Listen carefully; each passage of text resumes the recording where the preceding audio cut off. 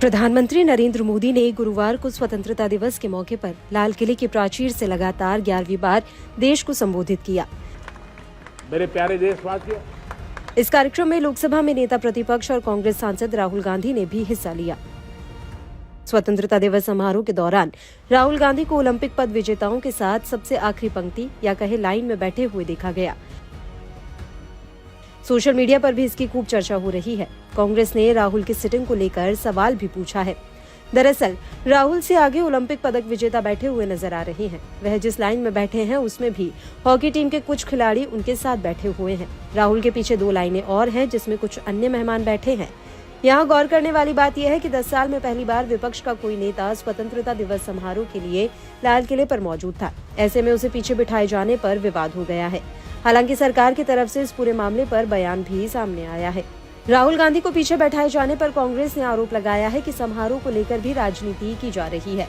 कांग्रेस के राज्यसभा सांसद विवेक तन्खा ने कहा कि रक्षा मंत्रालय इतना खराब व्यवहार क्यों कर रहा है। लोकसभा में नेता प्रतिपक्ष राहुल गांधी को चौथी कतार में बैठाया गया। नेता प्रतिपक्ष का पद किसी भी केंद्रीय मंत्री से बड़ा होता है।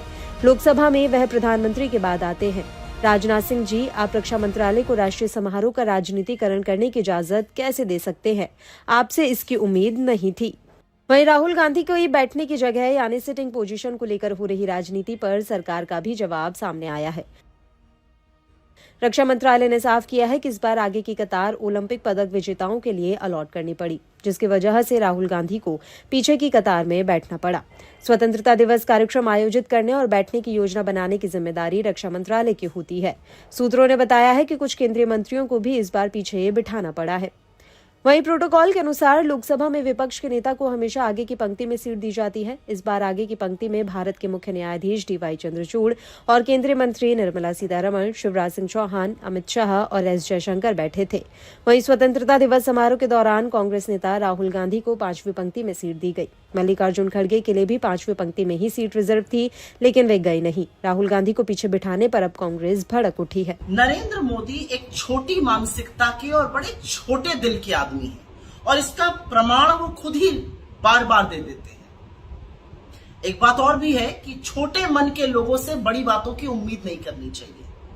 आज स्वतंत्रता दिवस समारोह पर नेता प्रतिपक्ष राहुल गांधी को 5वीं लाइन में बिठाकर नरेंद्र मोदी आपने अपनी कुंठा तो दिखा दी, लेकिन इससे राहुल गांधी को कोई फर्क नहीं पड़ता है।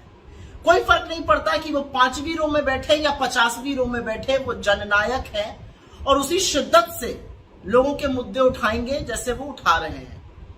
लेकिन यह दिखाता है कि आप और आपकी सरकार के मन में लोकतंत्र के लिए, लोकतांत्रिक परंपराओं के लिए, नेता प्रतिपक्ष के लिए तनिक भी इज्जत नहीं है। क्योंकि सच ये है कि नेता प्रतिपक्ष की रैंक कैबिनेट मंत्री की होती है। पहली रो में सारे कैबिनेट मंत्री बैठे हुए थे, लेकिन नेता प्रतिपक्ष राहुल गांधी को ही 5वीं रो में नहीं बिठाया गया। खड़गे जी के लिए भी सीट जो थी वो 5वीं रो में ही थी। एक बेवकूफी का बयान रक्षा मंत्रालय की ओर से आया है। ऐसा इसलिए किया गया क्योंकि हम ओलंपियंस को इज्जत और सम्मान देना चाहते थे।